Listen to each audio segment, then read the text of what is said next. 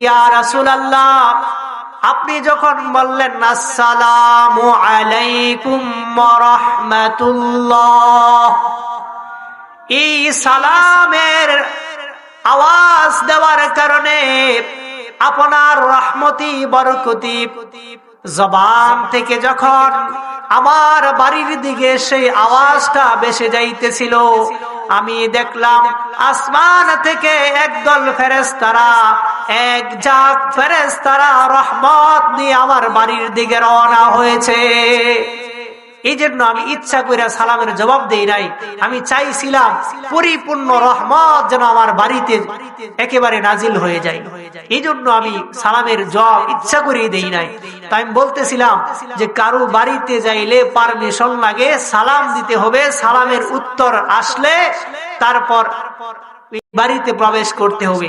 তো এটা আমি বলতেছিলাম এই জন্য আসমানের দরজা খুলবে, এটার জন্য আসমানের ফেরেশতা বলেছিল যে উপরে আসার জন্য কোনো অনুমতি আছে, এটার জন্য এখান থেকে দুনিয়াবাসীর জন্য শিক্ষা। তো আল্লাহ তাআলার নবীকে এই প্রথম আসমানে পরিদর্শন করার পর দ্বিতীয় আসমানে, তৃতীয় আসমানে, চতুর্থ আসমানে, পঞ্চম আসমানে, এমনকি ষষ্ঠ, প্রত্যেকটা আসমানের মধ্যে এক একজন নবীর সাথে সাক্ষাৎ হয়েছিল। বাবা আদম আলাইহিস সালাতু ওয়াস সালাম, ঈসা ইবনে মারইয়াম, ইয়াহইয়া ইবনে যাকারিয়া, হযরত ইউসুফ, হযরত ইব্রাহিম, হযরত হারুন, হযরত মূসা, হযরত ইব্রাহিম আলাইহিস সালাম, এইভাবে প্রত্যেকটা নবীর সাথে সাক্ষাৎ হয়েছিল। এর মধ্যে ইব্রাহিম আলাইহিস সালাতু ওয়াস সালাম জিবরাইল আলাইহিস সালাতু ওয়াস সালামকে বলেছিল, আপনি আপনার নবীকে জানিয়ে দিবেন, ওই নবী যেন তার উম্মতদেরকে জানিয়ে দেয় জান্নাতের মাটি বড় উর্বর, জান্নাতের মাটি বড় উত্তম, সেই জান্নাতি মাটিতে যেন তার উম্মতেরা খুব সহজেই বীজ বপন করে। সুবহানাল্লাহি ওয়া বিহামদিহি সুবহানাল্লাহিল আযীম। এই তাসবিহগুলি যদি পাঠ করে সাথে সাথে এই জান্নাতি উত্তম মাটির মধ্যে, উর্বর মাটির মধ্যে চারা গাছ তৈরি হয়ে যাইবে। এমনি ভাবে আল্লাহ তাআলা কাছ থেকে যখন চলে আসবেন, এইরকম মুহূর্তে আল্লাহ তাআলার নবী কাছে সাক্ষাৎ হয়েছিল ষষ্ঠ আসমানে হযরত মূসা আলাইহিস সালাতু ওয়াস সালামের সাথে। তখন মূসা আলাইহিস সালাতু ওয়াস সালাম বলতেছিল যে বন্ধুর বাড়িতে গেলাম, তো আল্লাহ তাআলা তোমাকে কি হাদিয়া দিছে? তখন আমার নবী বলতেছেন যে আল্লাহ তাআলা আমাকে 50 ওয়াক্ত নামাজ হাদিয়া দিছে।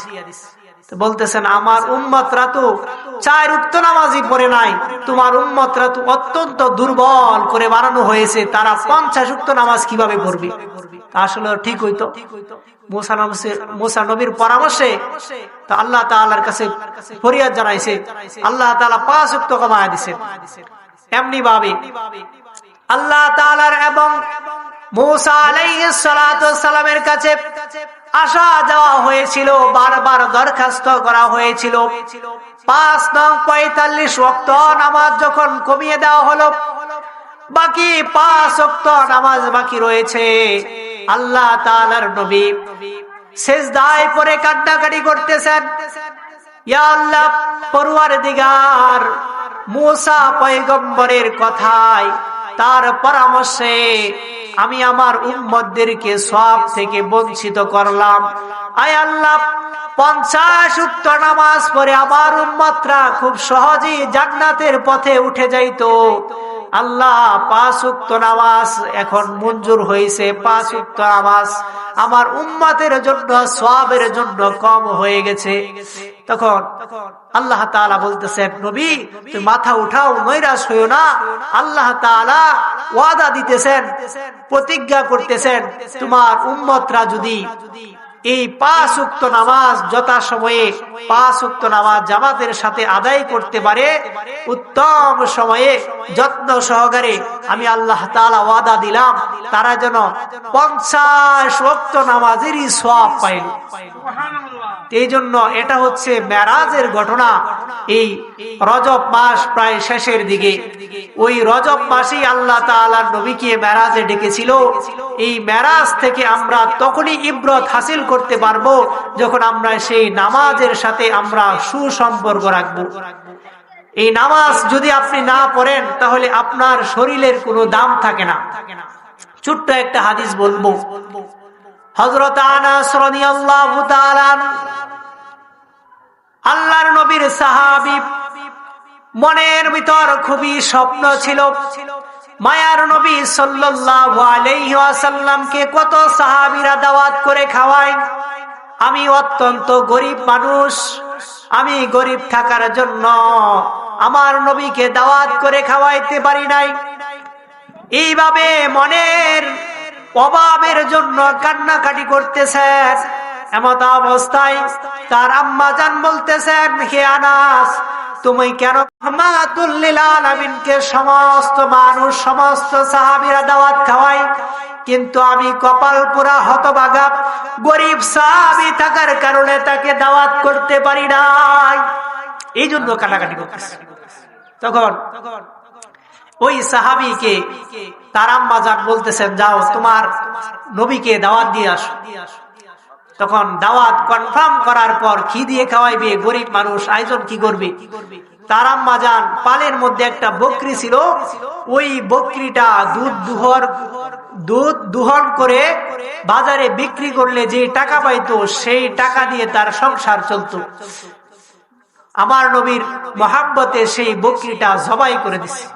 সুবহানাল্লাহি ওয়া বিহামদিহি সুবহানাল্লাহিল আযীম। তো এই বকরিটা জবাই করার পর নবীজি তো জানেন যে গরিব সাহাবা, উত্তম আয়োজন করলো। বলতেছেন, তুমি কি দিয়ে আয়োজন করছো? তখন বলতেছেন, আমার সংসারের মধ্যে যে পালের বকরি ছিল ওই বকরিটা আপনার মহাব্বতে জবাই করে দিয়েছি। তখন আল্লাহ তাআলার নবী বিসমিল্লাহির রহমানির রহিম বলে ওই স্থানের মধ্যে একটা ফুঁক দিল।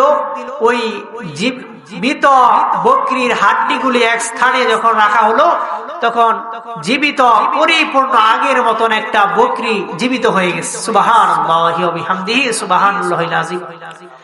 তো আনাসের প্রতি খুশি হইয়া আল্লাহ তাআলার নবী দোয়া করলেন যে, আল্লাহ, আমি আনাসের প্রতি রাজি হয়ে গেলাম, আপনিও তার প্রতি রাজি হয়ে যান। এই রহমতি বরকতি দোয়ার কারণে আল্লাহ তাআলা ওই আনাসের বাড়িতে একটা মৃত খেজুর গাছ ছিল।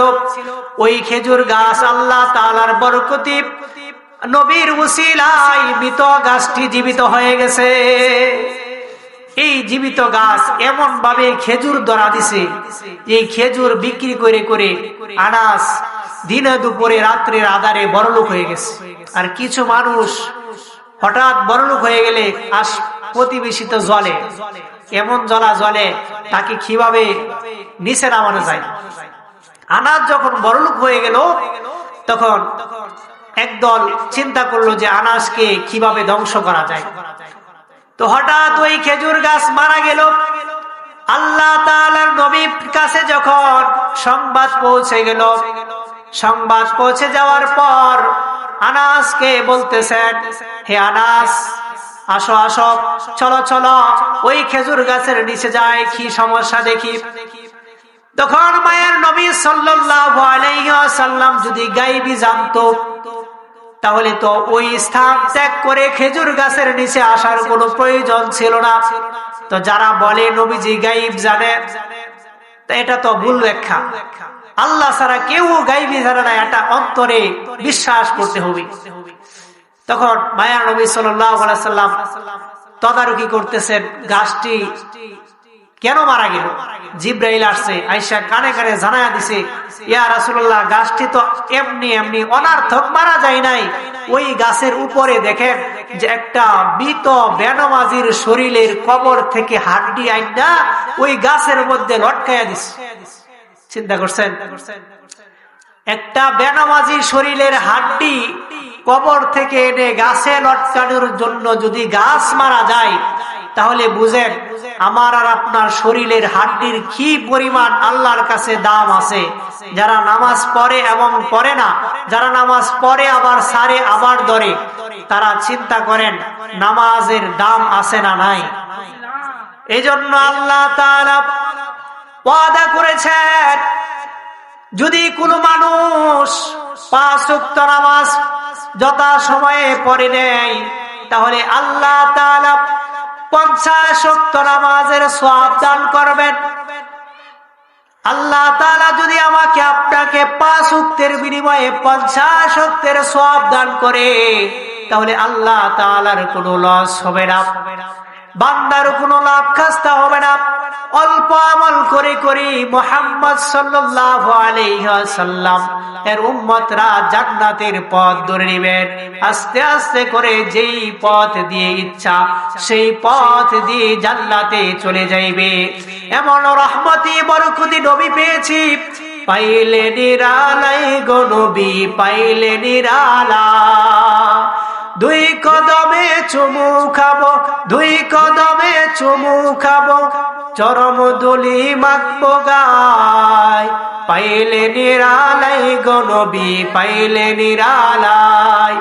আমার নবী আপনার নবী রাহমাতুল লিল আলামিনের কাছে হঠাৎ একটি বাড়ি থেকে, মক্কার অলি গলি থেকে একটা উট ছুটে আসলো। উট ছুটে আসার পর নবীজির কাছে যখন একেবারে সিজদা অবস্থায় তার মাথাটা ঝুঁকিয়ে দিল, এবং ওই উটের পিছনে একটা মানুষ দেখা যায় তরবারি নিয়ে ছুটে আসতেছে। নবীজি চিন্তা করতেছেন, ও আমার দুশমন কিনা শত্রু কিনা, আমি তো কারো সাথে দ্বিধাদ্বন্দ্ব করি নাই, ওই লোকটা কেন তরবারি নিয়ে আমার দিকে আসতেছেন। এবার লোকটা কাছে এসে বলতেছেন, ইয়া রাসূলুল্লাহ, ইয়া হাবিবাল্লাহ, ওই উটটা আমার পালিত উট, অনেক টাকা দিয়ে অনেক মূল্য দিয়ে ক্রয় করেছিলাম, উটটা আমার কথা শুনে না, বাড়ি থেকে লসিটা একেবারে আলগা হয়ে ছিঁড়ে চলে আসছে। ইয়া রাসূলুল্লাহ, উটটাকে আমি ধরে জবাই করে তার গোশত খাইয়ে ফেলবো। এবার উটের জবান ছুটে গেল। উট বলতেছে, ইয়া রাসূলুল্লাহ, ইয়া হাবিবাল্লাহ, আমার মালিক যা বলেছে সত্য বলেছে, আমি তার কথা শুনি না। আমি যেই রশি দিয়া আমাকে বন্দি করে সেই রশি ব্যাস করে আমি আলগা হয়ে ছুটে চলে আসি। আমার মালিক যা বলেছে তা সত্য।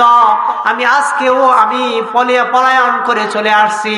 কারণ একটাই, আমার মালিক এশার নামাজের সময় চালাকচর বাজারের মধ্যে চায়ের স্টলে আড্ডা মারে।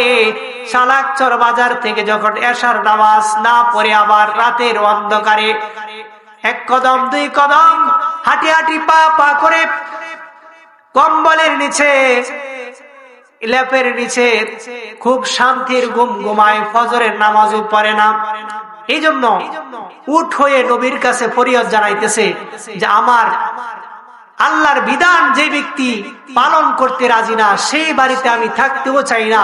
আমি তো এই জন্য আমি পলায়ন করেছি, এই এশার নামাজ না পড়ার কারণে যে শাস্তি, যে আযাব আমার মালিকের বাড়িতে নাজিল হইবে, এই আযাবে যদি নাজিল হয়ে যায় তাহলে আমার ভয় হয় আমি উটের উপরেও আমার সেই আযাব নাজিল হবে, এই জন্য আমি পলায়ন করেছি। তখন এই দিন থেকেই ওই সাহাবা প্রতিজ্ঞাবদ্ধ হইল যে আমি আজ থেকে আর নামাজ কাজা করব না। এক হাদিসের মধ্যে আসছে, আউয়ালু মা ইউহাসাবু আবদুল ইয়াউমাল কিয়ামাতিস সালাত, নামাজ হবে কিয়ামতের দিন সর্বপ্রথম যে জিজ্ঞাসা করা হবে সেটা হবে নামাজের কথা। মিফতাহুজ জান্নাতিস সালাত, নামাজ হবে জান্নাতের চাবি। তো ইনশাআল্লাহ আজকের মাহফিল থেকে আমরা প্রতিজ্ঞা করে নিব, ওয়াদা করে যাইব, আজ থেকে আমরা কখনো নামাজ যেন ত্যাগ না হয়, নামাজ যেন না ছাড়ি। আল্লাহ তাআলা সবাইকে আমল করার তৌফিক দান করুক। ওয়া আখির দাওয়ানা আলহামদুলিল্লাহি রাব্বিল আলামিন।